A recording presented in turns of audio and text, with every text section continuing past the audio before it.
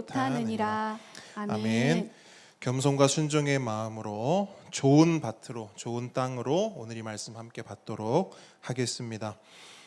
우리는 지난주에 모든 사람이 다 복음에 순종하지 않았다라는 말씀을 살펴봤어요. 저를 한번 따라합니다. 모든 사람이 다 복음에 순종하지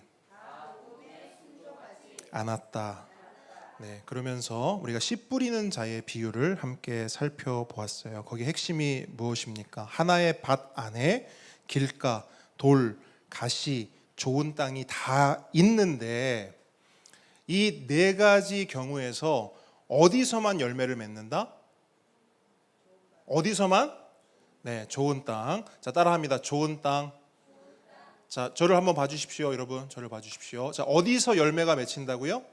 좋은 땅. 자, 우리가 앞서 좋은 땅이 되어 이 말씀을 받겠습니다라고 결심했습니다. 맞습니까?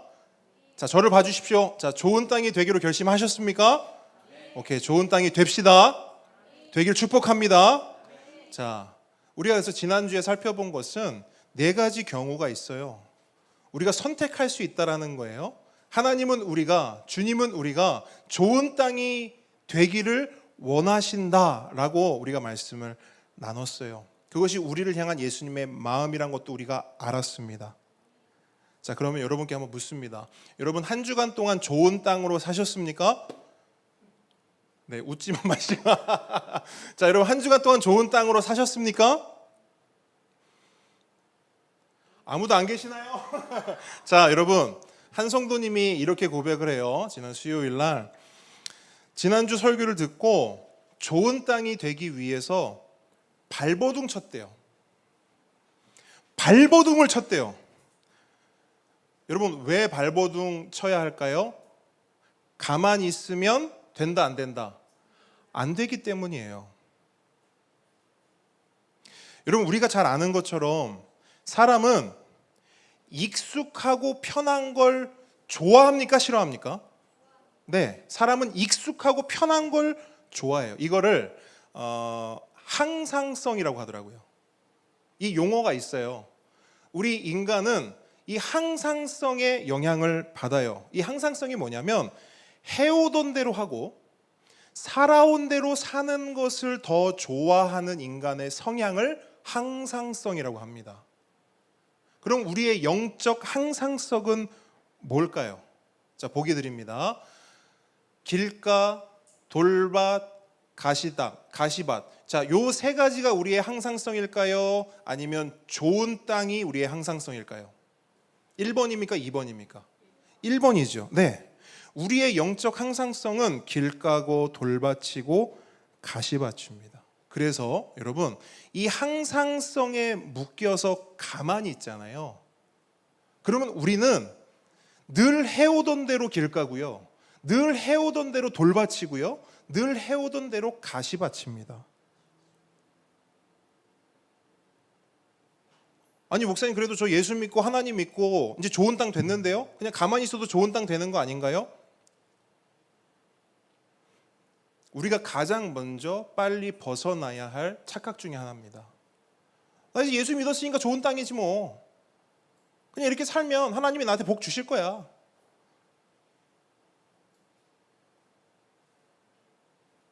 여러분 그런 건 없습니다. 우리의 항상성은 좋은 땅이 아니기에 우리는 좋은 땅이 되기 위해서 늘 발버둥 쳐야 합니다. 그리고 지난주의 메시지가 우리를 향한 예수님의 그 권면이에요. 난 너희들이 좋은 땅이 되기를 바란다. 착하고 좋은 마음으로 말씀을 듣고 지키어 인내로 결실하기를 바란다. 이걸 바꿔 말하면 인내로 발버둥 치며 열매 맺기를 바란다라고 하는 거예요. 이것이 우리를 향한 예수님의 마음인 줄 믿습니다. 여러분 이거예요. 물론 이 앞에서 이렇게 설교하고 말하는 저조차도 발버둥 쳐도 잘 안 되는 것이 우리의 현실입니다.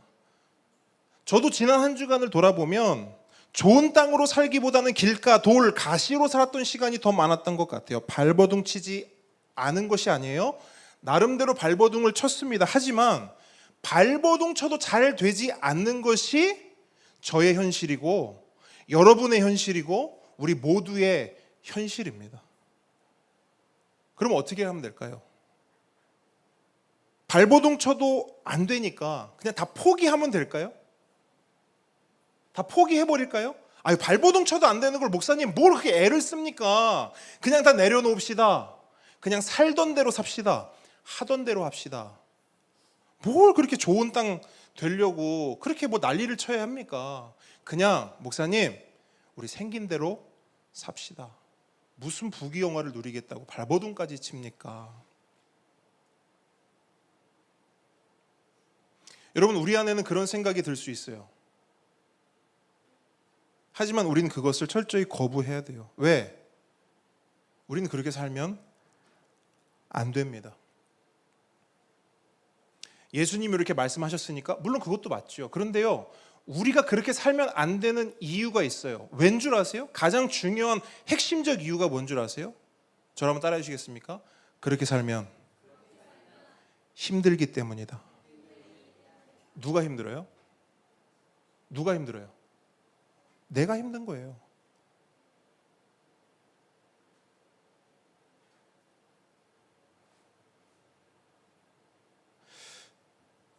여러분, 우리가 신앙생활 하면서 가장 힘든 것이 저는 이거라고 생각하는데, 하나님의 부재와 하나님의 단절을 경험하는 거예요. 하나님의 부재, 그러니까 하나님이 없어요. 어디에? 내 삶에. 난 분명히 하나님을 믿거든요. 믿는다고 생각하거든요. 교회도 다니고 신앙생활도 오랫동안 했거든요. 그런데 우리 삶 속에 뭐가 찾아오냐면 하나님의 부재가 찾아와요. 하나님과의 단절이 경험돼요. 하나님이 없는 것 같고, 하나님이 있다 하더라도 저 멀리 계셔서 나와 전혀 상관없는 것처럼 느껴진단 말이에요. 이것은 우리가 신앙생활을 하면서 겪게 되는 가장 극심한 고통입니다. 오죽하면 예수님도요, 십자가에 달리셨을 때 그 참혹한 고통 가운데서도 예수님이 가장 고통스러워서 소리치신 부분은 사실 십자가의 육신적 고통이 아니라 그의 심적, 내면적, 그의 중심적, 영혼적 고통이었어요. 뭐라고 외치십니까? 엘리 엘리 라마 사박다니, 이렇게 외치세요. 근데 그게 어떤 말이에요? 나의 하나님, 나의 하나님, 어찌하여 나를 버리셨나이까? 예수님은 십자가 도상에서, 십자가 위에서 너무 극심한 육체적 고통을 경험하셨지만 그 육체적 고통을 넘어서는 영적 고통을 당하셨는데, 그게 뭐냐면 하나님의 부재와 하나님과의 단절이었어요. 여러분, 이건 너무나 큰 고통이에요.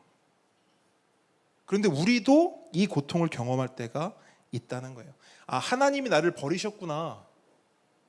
하나님이 나를 포기하셨구나. 내 안에 하나님이 없구나. 내 삶에서 하나님이 떠나셨구나. 이걸 경험할 때가 있다는 거예요. 느낄 때가 있다는 겁니다. 근데 이걸 여러분 언제 느끼는 줄 아세요? 언제 이런 고통을 느끼는 줄 아세요? 영적 항상성에 사로잡혀서 지금까지 해오던 대로 하고 지금까지 살던 그대로 살 때, 그때 우리는 이 고통, 이 영적 고통을 느끼고 생각합니다. 아, 그래, 이렇게 사는데 하나님이라고 버틸 수 있겠어? 아니, 이렇게 내 마음대로 사는데 하나님이라고 나를 끝까지 붙잡고 있겠냐고. 그래, 나 같은 게 무슨 구원이야. 내가 하나님 같아도 나 같은 건 구원하지 않으실 거야. 그렇게 영적 항상성에 사로잡혀 다 포기하는 순간 우리는 극심한 하나님의 부재와 단절을 경험하게 됩니다. 여러분, 이 하나님의 부재와 단절 얼마나 고통스러운 것인지 경험해 본 사람은 알 겁니다.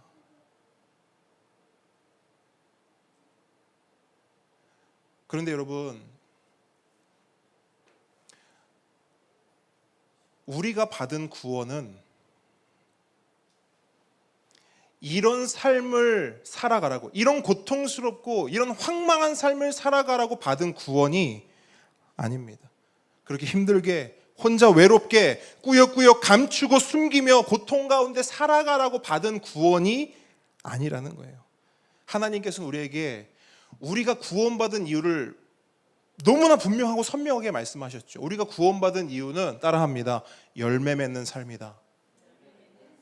천국을 사는 삶이다. 행복한 삶이다. 우리가 구원받은 이유는 여기 있거든요, 여러분. 왜 예수님께서 우리를 대신해서 십자가에 달리셨나? 우리 열매 맺게 하시려고요. 왜 예수님께서 3일 만에 부활하셨는가? 우리로 하여금 천국을 살게 하시려고요. 불행으로 가득한 이 땅에서 진짜 행복을 받아 누리며 살게 하시려고 예수님께서 우리를 위해 죽으시고 부활하신 것입니다. 바울도 오늘 본문에서 그것을 선언하고 있어요. 그래서 오늘 본문 전체가 우리에게 던지는 메시지는 하나입니다. 한 번 더 따라해 주세요. 포기하지 마라. 절대 포기하지 마라. 왜 우리가 포기하면 안 되냐면요, 여러분, 하나님께서 우리를 포기하지 않으셨기 때문입니다. 오늘 본문이 그걸 말하고 있어요. 본문 1절 전반절 한번 같이 읽어보겠습니다. 시작. 그러므로 내가 말하노니 하나님이 자기 백성을 버리셨느냐? 그럴 수 없느니라. 여기까지요. 자, 여러분 보세요. 무슨 말입니까? 하나님께서 한번 선택한 사람은 절대 놓지 않으신다는 거예요. 자기 백성을 삼으신 그 사람은 하나님께서 무슨 일이 있어도 놓지 않는 애. 그럴 수 없다라고 선언합니다. 여러분, 이건 진짜 놀라운 메시지예요. 오늘 우리를 향한. 본문 밑으로 쭉 내려와서요, 29절 한번 보시겠어요? 29절. 또 바울은 이렇게도 말해요. 29절 한 목소리로 읽습니다. 시작. 하나님의 은사와 부르심에는 후회하심이 없느니라. 여기까지. 하나님의 은사와 부르심에는 후회하심이 없다. 여러분, 하나님의 사전에, 하나님의 마음에 후회라는 단어가 없다는 거예요. 너는 내 아들이다, 너는 내 딸이다 한 번 부르시고 선택하시면 하나님은 후회도 하지 않으시고 취소하지도 않으시고 포기하지도 않으신다는 거예요. 그러므로 우리가 해야 될 건 뭐냐? 포기해라? 포기 말라? 포기 말라.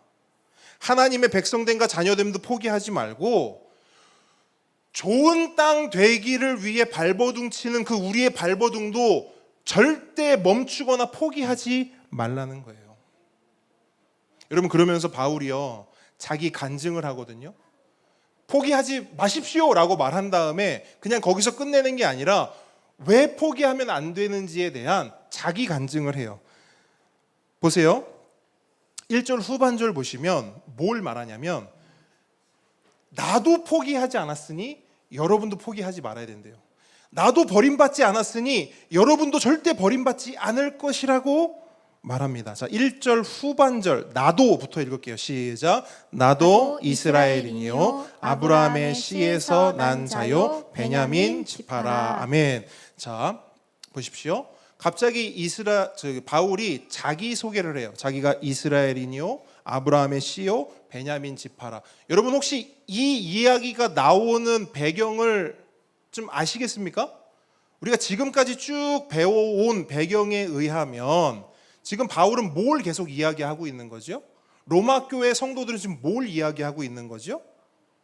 하나님의 백성인 이스라엘이 어떻게 보인다는 거예요? 버림받은 것처럼 보인다라는 거예요. 그렇죠? 교회를 둘러보니까 이스라엘 유대인들은 하나도 없고 다 이방인들만 교회 안에 와 있으니까 이상하다. 하나님 백성이었던 이스라엘 사람들, 유대인들 하나님이 다 버리셨네. 지금 이 관점에서 이 논리로 쭉 흐름이 오잖아요. 그러면서 바울이 뭐라고 하냐면, 여러분 잘 보세요. 저 이스라엘 사람이에요. 그리고 저는 아브라함의 씨예요. 더욱이 저는 베냐민 지파예요. 그래서 만약 여러분들의 생각처럼 하나님께서 이스라엘을 버리셨다고 한다면 나부터 하나님이 버리셨어야 합니다라고 지금 이야기하는 거예요. 왜냐하면 여러분, 바울은요, 스스로 이렇게 고백하거든요. 나는 이스라엘 중에 이스라엘이다. 무슨 말이냐? 이스라엘 사람들 중에서도 진짜 이스라엘은 자기라는 거예요. 율법으로 하면 바리새인 중에 바리새인이다. 이렇게 말해요. 무슨 말이에요? 율법을 잘 지키며 사는 것이 유대인들인데 그 중에서도 잘 지키는 사람들이 바리새인이거든요. 근데 그 바리새인들 중에서도 최고로 율법을 잘 지키는 게 자기라는 거예요. 그리고 또 뭐라고 말하냐면 열심으로 하면 예수와 예수 믿는 자들을 가장 많이 괴롭히고 핍박했던 자가 누구예요? 바울입니다. 우리가 다 나눴던 이야기들이에요. 그죠? 한마디로 예수님 입장에서, 하나님 입장에서 보면 제일 나쁜 놈이 누구예요? 바울이에요. 제일 먼저 버리고 제일 먼저 내쳐야 하는 것은 바울입니다. 악질 중에 악질이 바로 바울이라는 거예요. 그런데 예수님께서 그런 바울을 어떻게 대하셨습니까? 버리기는커녕 내치기는커녕 오히려 직접 찾아가셔서 그를 만나주시고 그를 용서해 주시고 그를 안아주시고 심지어 그에게 사명을 주세요. 무슨 말입니까? 지금까지 네가 예수를 핍박하는 데 선봉이었다면 이제부터 너는 그 예수를 전하는 가장 선두에 있어야 한다라고 놀라운 사명을 줘요. 이건 마치 전쟁 중에 적군의 수계 있죠. 적군의 대장을 우리 편의 대장으로 삼는 거나 마찬가지라는 거예요. 근데 이 일을 하나님이 하셨다니까요. 누구에게? 바울에게. 그러니까 바울이 보라는 거예요. 저를 보세요, 여러분. 하나님이 이스라엘을 버리셨다고요? 하나님이 여러분들을 버리셨다고요? 지금 신앙생활 조금 침체하게 하고 있다고, 옛날에는 좀 잘 나갔지만 요새는 조금 못 나간다고 하나님이 여러분들을 버리셨다고요? 만약 버리실 것 같으면 하나님이 나부터 버려야죠. 저는 하나님을 반대했던 자고 예수 그리스도를 믿는 자들을 죽였던 사람인데 그런 저를 하나님은 이렇게 복음의 사자로 세우셨습니다. 근데 여러분, 바울만 그럴까요? 아니에요. 성경을 보면요, 아브라함은 어때요? 아브라함은 자기 살자고, 자기 목숨 연명하자고 자기 아내를 2번이나 팔아먹은 사람이에요. 근데 여러분, 그런 사람이 어떻게 이스라엘의 믿음의 조상이 될 수가 있습니까? 탈락이죠. 불합격이죠. 하지만 하나님께서는 그런 아브라함도 버리지 않으시고 내치지 않으시고 그를 끝까지 붙잡아 마침내 어떤 사람으로 만드는 줄 아세요? 믿음의 사람으로 만들어내세요. 그게 하나님의 일하심이에요. 하나님의 역사입니다. 지금 우리가 별로 별 볼 일 없다고요? 우리는 별 볼 일 없을 수 있어요. 하지만 하나님은 그런 별 볼 일 없는 우리를 그 믿음의 위대한 자리로 이끌어 가시는 그런 하나님이십니다. 아브라함만 그래요? 다윗은 어때요? 다윗은 자기 부하, 자기 신복의 아내를 취해서 간음했어요. 그리고 그 여인이 임신을 하자 그 사실을 감추기 위해서 그 자기 부하를 죽였어요. 살인 교사했어요. 자, 죄로 보면 아브라함보다 더 나쁘고 악질이 다윗이에요. 당연히 버림받아 마땅하다고 생각합니다. 하지만 하나님은 그런 다윗을 어떻게 생각하셨는가? 어떻게 대하셨는가? 버리지 않으셨어요. 끝까지 포기하지 않으시고 오히려 그를 뭐라고 말하는 줄 아세요? 내 마음에 합한 자다, 이렇게 말씀하세요. 내 마음에 드는 자다라고 말씀하실 때까지 다윗을 연단시키고 훈련시키고 그를 자라게 하셔서 그를 좋은 땅 되게 하셔서 그를 사용하심으로 하나님의 나라를 이루어 가십니다. 그래서 여러분, 그 다윗의 삶의 노년에 다윗이 어떤 고백을 하는 줄 아세요? 아들 솔로몬에게 이렇게 유언해요. 잘 들어보세요. 여호와 하나님 나의 하나님이 솔로몬 너와 함께 계시사 너에게서 떠나지 않으시고 너를 버리지 아니하시리라. 아멘. 이게 아들 솔로몬을 향한 다윗의 유언이었어요. 여러분들, 이런 유언을 할 수 있다는 건 다윗이 이 하나님을 경험했다는 것입니다. 그러니까 다윗은 알았어요. 내가 얼마나 악하고 죄성이 많은지, 내가 얼마나 부족하고 연약한지.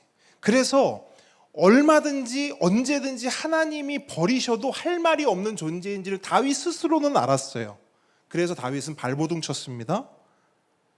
하지만 그럼에도 불구하고 발버둥 쳤음에도 넘어지고 자빠지고 쓰러졌어요. 그런데 다윗이 그렇게 발버둥 치면서 넘어지고 자빠지며 우당탕탕 하는 와중에 다윗이 발견하고 깨달은 것이 있어요. 그게 뭔지 아세요? 이게 정말 중요한데, 그럼에도 불구하고 나를 떠나지 않으시고 나를 버리지 않는 하나님을 만난 거예요. 근데 여러분, 이 만남이 어디서 이루어지는 줄 아십니까? 발버둥 가운데서 이루어집니다.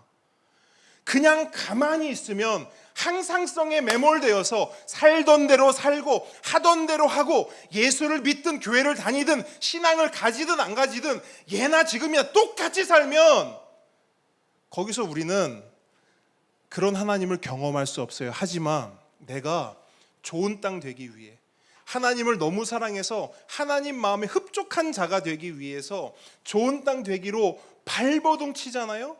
거기서 넘어지잖아요. 엎어지잖아요. 자빠지잖아요. 그럼 알게 돼요. 아, 이렇게 넘어지고 발버둥 치고 이렇게 부족하고 연약한데도 하나님은 나를 버리지 않으시는구나. 하나님은 나를 떠나지 않으시는구나. 여러분, 다윗은요, 이걸 진짜 경험한 거예요. 그래서 다윗이 솔로몬에게 물려줄 수 있는 것이 얼마나 많았겠습니까? 왕인데요. 이스라엘의 최고 부흥을 경험한 왕인데요. 물려줄 것이 너무 많았지만 다윗은 가장 중요한 이것을 솔로몬에게 남겨줘요. 여러분, 생각해 보세요. 다윗은 왕으로 살았잖아요. 왕의 자리가 얼마나 외롭고 힘들고 괴로운지를 알잖아요. 근데 자기 아들이 그 외롭고 힘든 자리에 올라서야 돼요. 그래서 그 아들에게 이렇게 말하는 거예요. 솔로몬아, 걱정하지 마. 너 힘들고 외로울 거야. 이 길이 쉽지 않을 거야. 근데 이것만 기억해. 저 성전이, 다시요, 저 궁궐이 너를 지켜주지 않아. 저 말이 너를 지켜주지 않아. 네 옆에 있는 사람들, 네가 조금이라도 흔들리면 널 떠날 거야. 그런데 하나님은 절대 널 떠나지 않을 거야. 그게 이 아버지가 경험한 것이야. 그 하나님을 붙잡고 네가 발버둥 치며 그 자리에서 좋은 땅 되기를, 좋은 왕 되기를 바란다.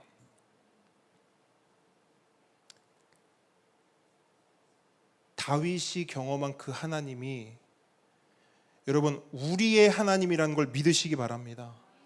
여러분의 하나님 되기를 축복합니다. 여러분, 그 하나님을 믿고 살아야지 신앙생활 할 맛 나는 거예요. 무슨 하나님을 믿고 사시겠어요, 여러분? 하나님을 믿기는 믿는데 나랑 전혀 상관없는 하나님. 제가 늘 말씀드리지 않습니까? 방글라데시에 갔는데 한 아이가 와서 저에게 국어를 해요. 배고프대요. 밥을 달래요. 물었어요. 네가 믿는 알라시는 너에게 밥을 주지 않냐? 밥을 주지 않는데요. 그 알라신은 저 천국에 가야만 만날 수 있는 알라신이래요. 여기서는 내 힘으로 살아야 된대요. 굶지 않으려면 가서 구걸을 해야 되고, 굶지 않으려면 쓰레기통을 뒤져야 된대요. 그래서 물었어요. 너는 그 알라를 그래도 믿니? 믿는데요. 여러분은 어떤 하나님을 믿으십니까?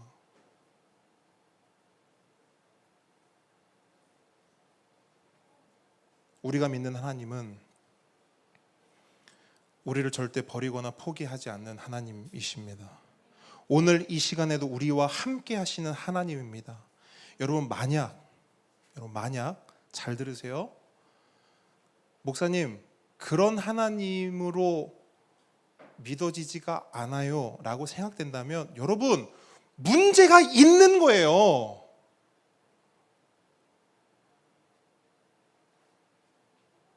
문제가 있는 거라고요. 제발 그 문제에 직면하세요. 아무렇지도 않은 척 살지 마세요. 항상성에 매몰되지 마세요. 지금까지 그냥 잘 살아왔다고 그게 사라지는 게 아닙니다.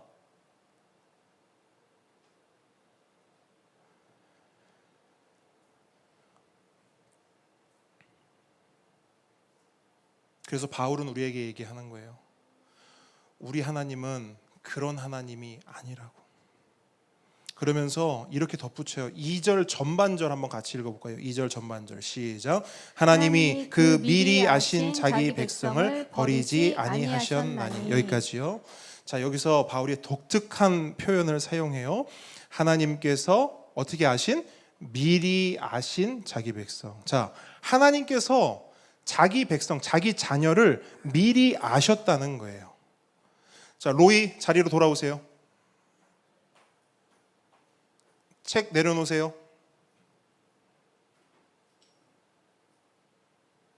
오케이. 자,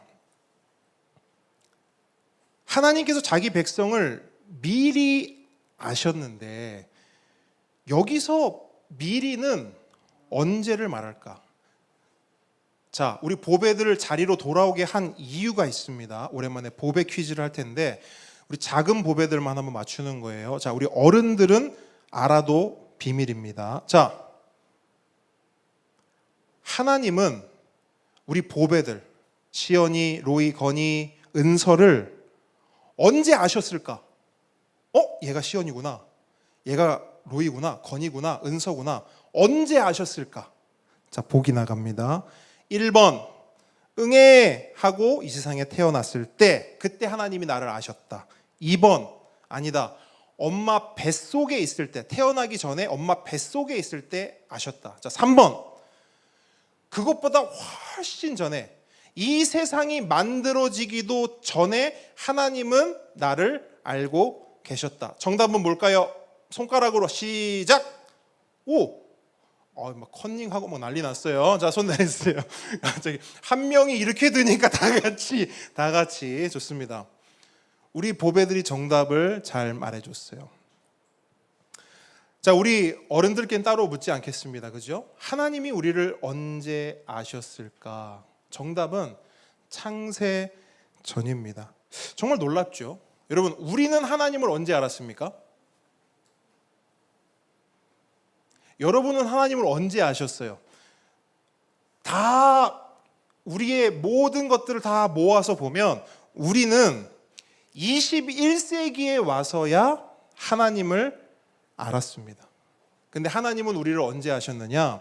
이 세상이 만들어지기도 전에 아셨다라고 성경은 말해요. 근데 여러분, 그냥 우리를 아시기만 한 게 아니에요. 우리를 너무 사랑하셔서 창세 전에 우리를 하나님 자녀로 삼아 주셨다라고 성경은 말씀합니다.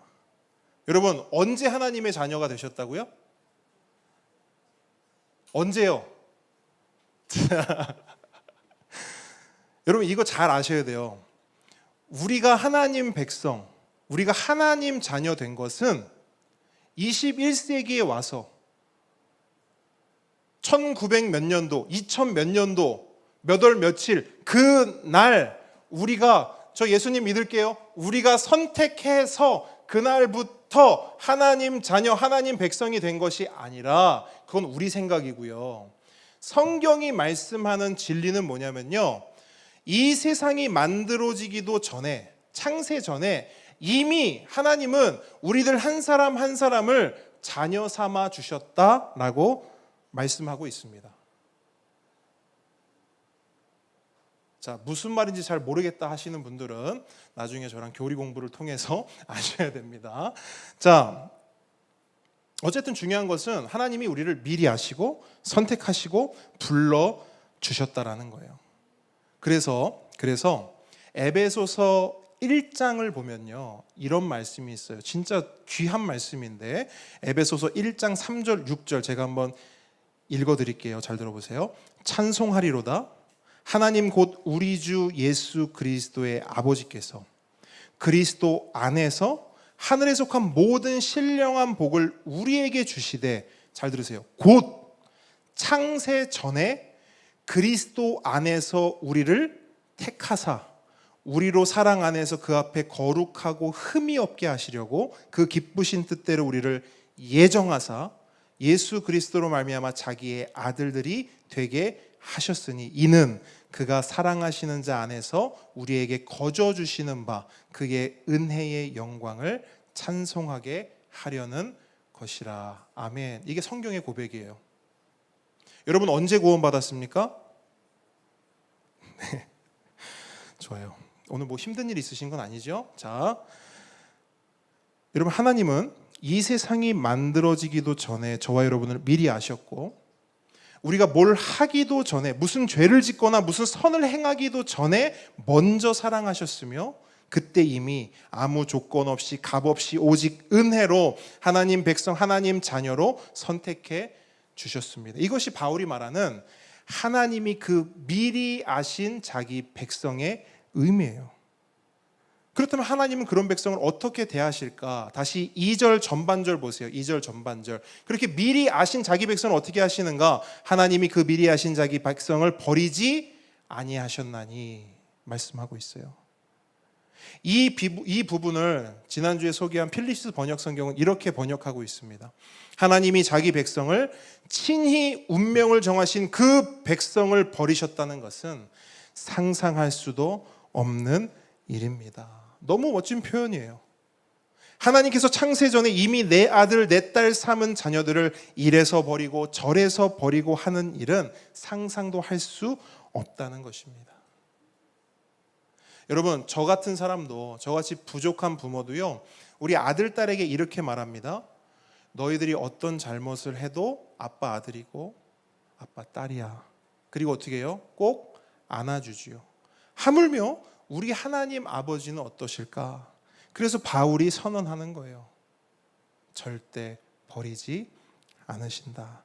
그런데 문제가 뭐냐면 그 하나님이 잘 믿어지면 좋을 것 같아요. 내가 잘못하고 넘어지고 실수해도 하나님은 날 버리지 않으셔. 이게 잘 믿어지고 그 하나님에 대한 확신이 있으면 참 좋은데, 그 확신과 믿음이 자꾸 흔들린다는 거예요. 이유가 뭘까?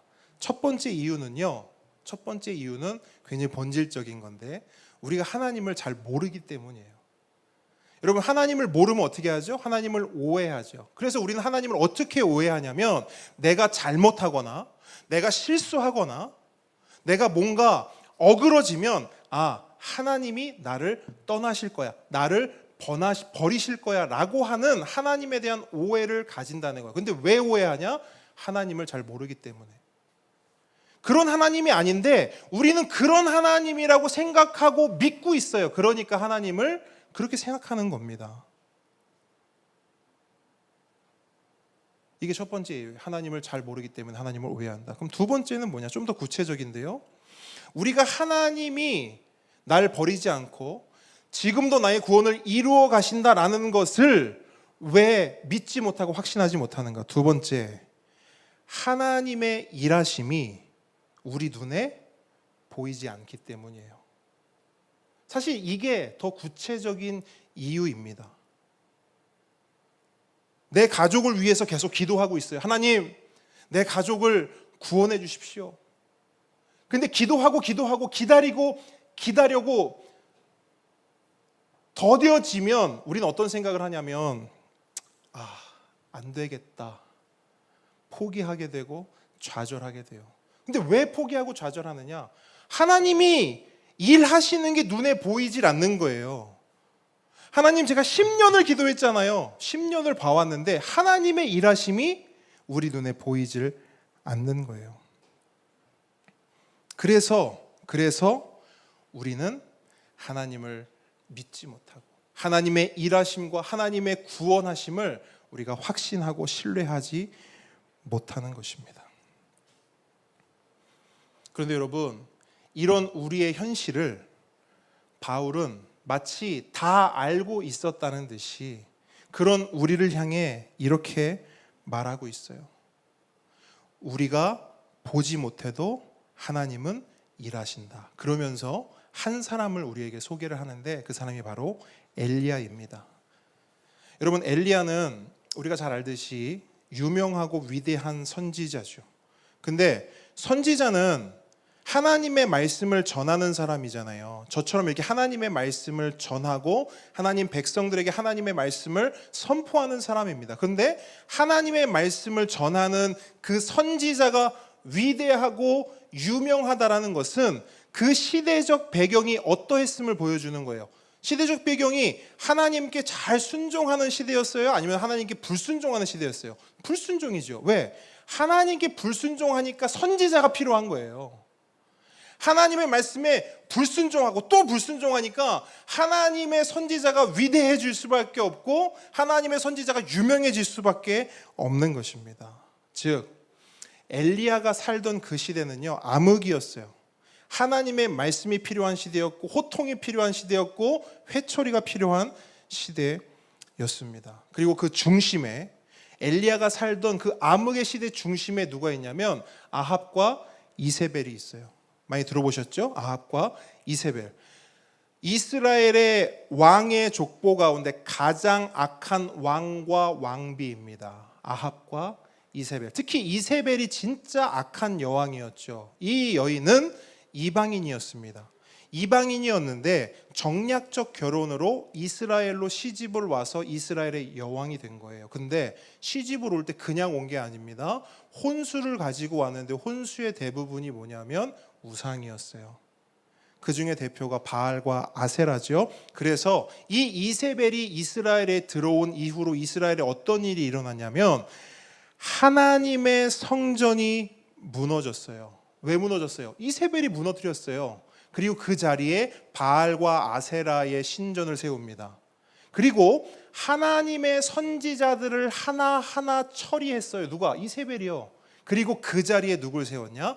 바알과 아세라의 선지자를 세웁니다. 즉 이세벨이 들어오고 난 뒤에 하나님의 성전과 하나님의 선지자들이 다 무너지고 죽어갔고요. 바알과 아세라의 신전이 세워지고 바알과 아세라의 선지자들이 흥하게 되었습니다. 그 상황 속에서 엘리야는 생각해요. 아, 나도 얼마 남지 않았구나. 우리 이스라엘은 이제 끝이구나. 하나님이 이스라엘을 버리셨구나. 하나님이 우리 이스라엘을 이 정말 매일 잘못만 저지르고 죄만 저지르는 이 이스라엘을 하나님이 드디어 포기하고 버리셨구나. 여기까지 엘리야가 오게 된 거예요. 그러니까 엘리야가 하나님께 뭐라고 기도할 수밖에 없는 줄 아세요? 3절 말씀이에요. 그게 엘리야의 기도입니다. 함께 읽습니다. 시작. 주여, 그들이 주의 선지자들을 죽였으며 주의 제단들을 헐어버렸고 나만 남았는데 목숨도 찼나이다 하니. 네, 한마디로 하면 절망이에요. 다 끝났다는 거예요. 하나님 성전 없다는 거예요. 선지자들 없다는 거예요. 이제 나 하나 남았는데 나까지도 이세벨이 노린다는 거예요. 아, 하나님 정말 우리를 버리셨습니까? 하나님 우리를 정말 떠나셨습니까? 우리 어떻게 됩니까? 라고 기도한 거예요. 그랬더니 하나님이 뭐라고 대답하는지 보세요. 4절 시작. 그에게 하신 대답이 무엇이냐? 내가 나를 위하여 바알에게 무릎을 꿇지 아니한 사람 7,000명을 남겨두었다 하셨으니. 아멘. 여러분 이 말을요 이렇게 바꾸면 돼요. 엘리야의 눈에는 보이지 않지만 하나님은 뭐 하고 계신다? 일하고 계신다. 왜? 여러분 엘리야가 분명 뭐라 그랬어요? 선지자가 한 명도 없대요. 나만 남았대요. 다 죽었대요. 하나님이 다 이제 우리를 버리고 포기해서 선지자 나 하나만 남았습니다 라고 엘리야는 말하죠. 하나님 뭐라 그래요? 엘리야야, 네가 못 봐서 그래. 아직 바알에게 무릎 꿇지 않은 7,000명이 남았어. 여러분 7,000명이 적은 숫자가 아니에요. 그럼 정확하게 목사님 7,000명이 정말 딱 남은 거면 아니요. 하나님의 충만한 수. 그러니까 하나님께서 하나님 나라를 이루어 가시는 데 있어서 필요한 수가 하나님에 의해, 하나님의 일하심에 의해 늘 존재한다는 거예요. 여러분 보세요. 그러면 엘리야 때만 7,000명이고 다른 때 6,500명 됐다가 5,500명 됐다가 이럴까요? 아니요. 하나님의 역사가 시작된 이후로 더 끝까지 그 7,000 남겨진 자, 하나님의 남겨진 뿌리는 늘 있습니다. 왜? 하나님은 한 번도 쉬신 적이 없기 때문이에요. 우리는 쉴 수 있어요? 우리는 발버둥을 멈출 수 있어요? 우리 눈에는 나의 구원도 끝이 난 것 같고 내 가족의 구원도 하나님이 관심 없으신 것 같아 보여요. 내 눈에는. 하지만 하나님은 언제나 일하고 계셨고 지금도 일하고 계시며 앞으로도 일하십니다. 그래서 바울이 우리한테 말하는 거예요. 엘리야를 보세요. 엘리야를. 그러면서 뭘 권면하냐? 여러분 눈을 뜨세요 이 말이에요. 눈을 떠서 하나님의 일하심을 보세요. 시야를 좁혀서 당장 내 눈앞에 있는 일만 보지 마시고 시야를 넓혀서 하나님의 일하심을 보십시오.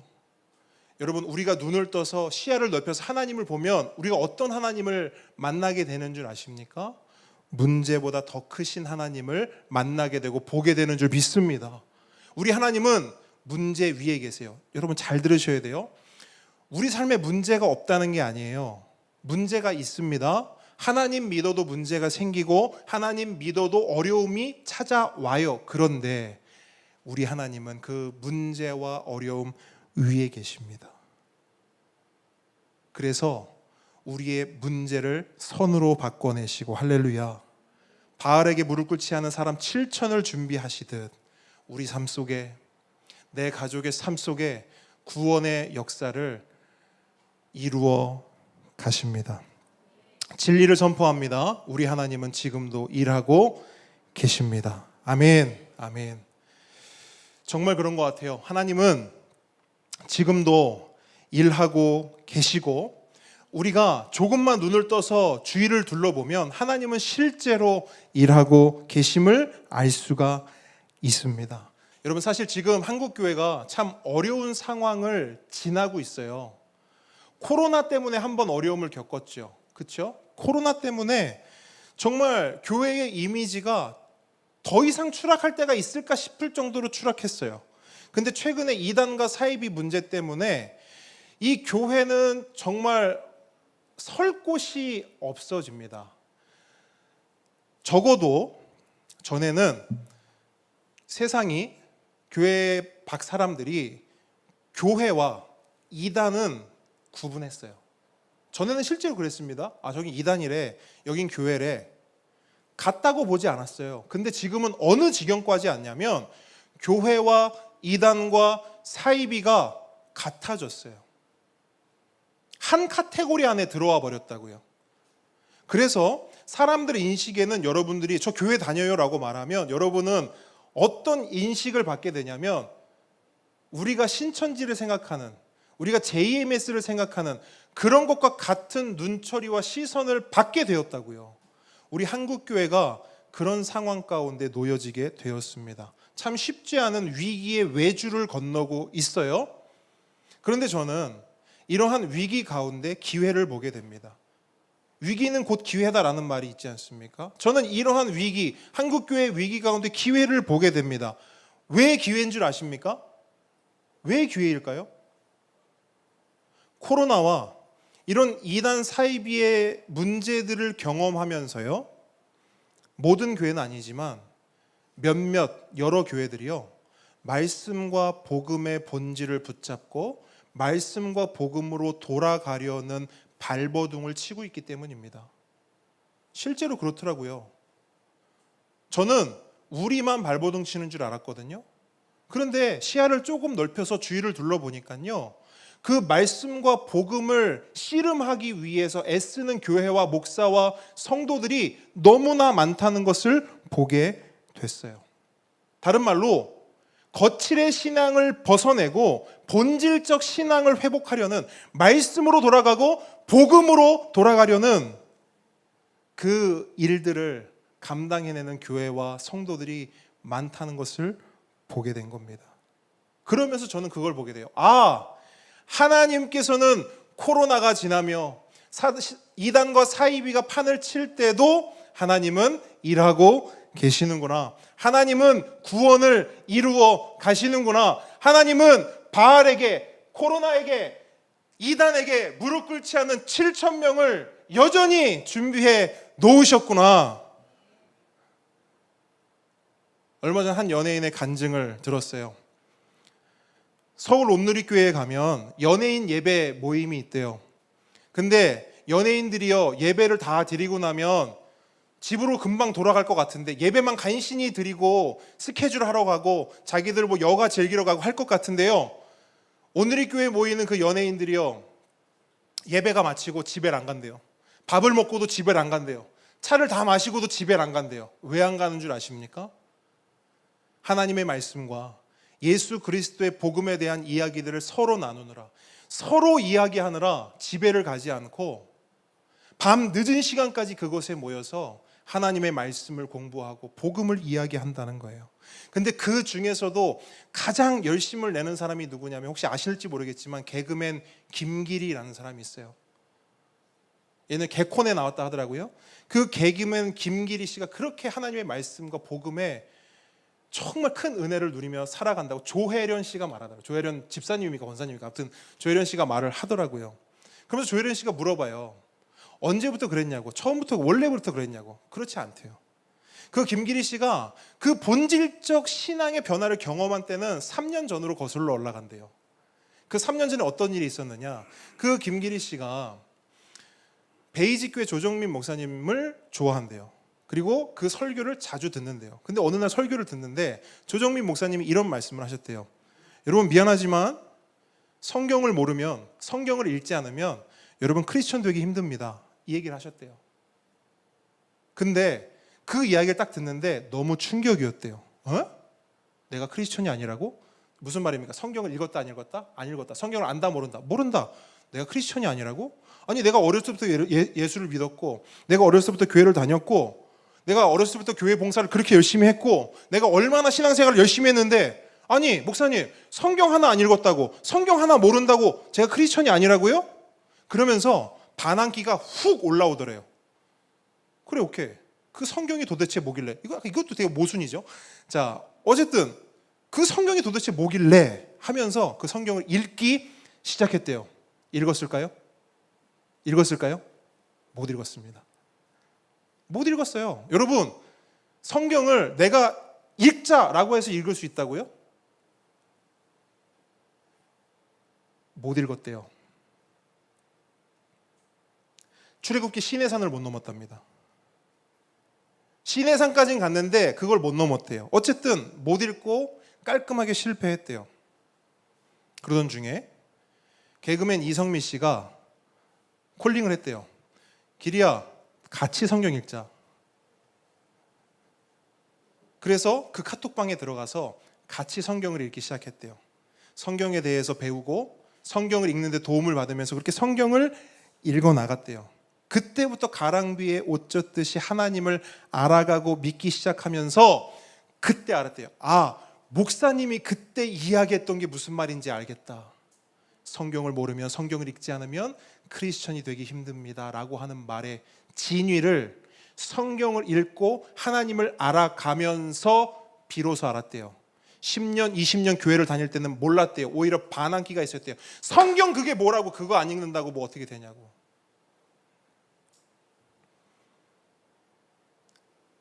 제가 이 말씀을 왜 드리냐면, 하나님의 일하심은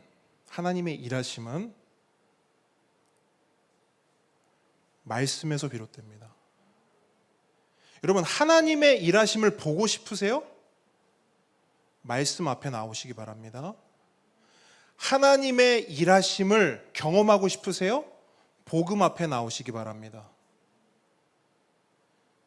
항상성 가지고는 우리는 하나님의 일하심을 경험할 수가 없습니다. 말씀을 정리합니다. 하나님은 자기 백성 자기 자녀를 절대 버리거나 포기하지 않으십니다. 포기할 수 없으세요. 왜 포기할 수 없느냐? 여러분 지난주 본문인데요. 로마서 10장 21절 한번 보시겠어요? 왜 하나님께서는 우리를 버리지도 포기하지도 내치지도 못하시는가? 로마서 10장 21절 함께 읽습니다. 시작. 이스라엘에 대하여 이르되 순종하지 아니하고 거슬러 말하는 백성에게 내가 종일 내 손을 벌렸노라 하였느니라. 아멘. 자, 이 말씀을 잘 보세요. 저를 한번 보시겠어요? 하나님은 종일토록 두 팔을 벌리고 기다리고 계신데요. 근데 여기서 중요한 게 있습니다. 두 팔을 벌리고 기다린다. 누구를 두 팔 벌려 기다리는 걸까요? 자, 보시면 착하고 충성되고 순종하는 백성을 정말 하나님 말씀 잘 듣고 언제나 하나님께 순종적인 사람을 두 팔 벌려 기다리시는 것이 아니라 누구를 기다리시느냐? 하나님의 말씀과 복음에 순종하지 아니하고 오히려 거슬러 말하는 백성을 두 팔 벌려 기다리신다는 거예요. 언제? 종일토록. 오전 시간에만 하는 게 아니고 오후 시간에만 하는 게 아니고 하루 종일 기다린다는 거예요. 이건 뭐예요? 오라는 것이죠. 기다리고 있다, 오라는 것이죠.